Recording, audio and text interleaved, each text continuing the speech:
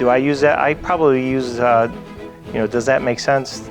Probably about 15 times a day when I'm talking to somebody. So, and I don't really even realize that you do it until you mention it. So that really, affects your job and affects the outcome. It can take something from being on site for an hour to 4 hours. So you kind of have to trace your steps back and say, does each step make sense, to be progressive about it.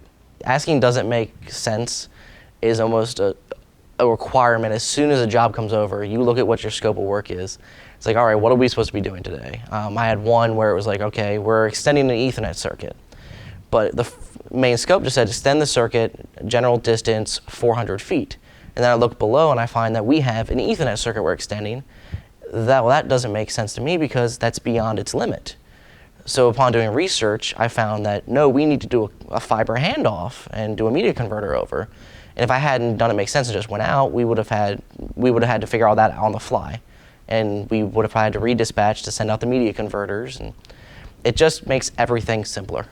Say you're running, a T1 extension. If the quote comes back with fiber rather than using, a range extender, if you're talking about materials cost, does it make sense to use the more expensive alternative versus the less expensive alternative? Does it make sense to use to fire penetrate a building rather when we could run exterior conduit?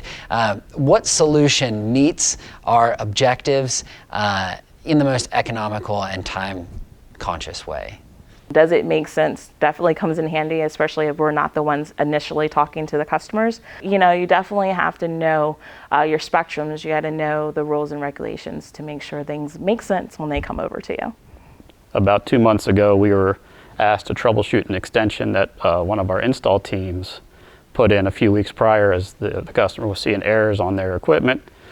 We went out to the site, we certified the cable was passing at Cat 6 standards, so that it shouldn't be a cable problem. They wanted us to rerun the cable anyway. That didn't make sense to me, so I pushed to get a vendor meet. We got a vendor meet with the service provider. The service provider found an issue with their network interface device. Once that device was replaced, the errors went away. We have a happy customer. We didn't waste time and money replacing a cable that was working fine. Realistically, that's why we have a team. That's why we have a project manager, because my facilitators, they're on the phones working with the field techs. They're making quick decisions a lot of times, but that's why the project manager's here so that the project facilitators can reach out to us and say, hey, does this make sense?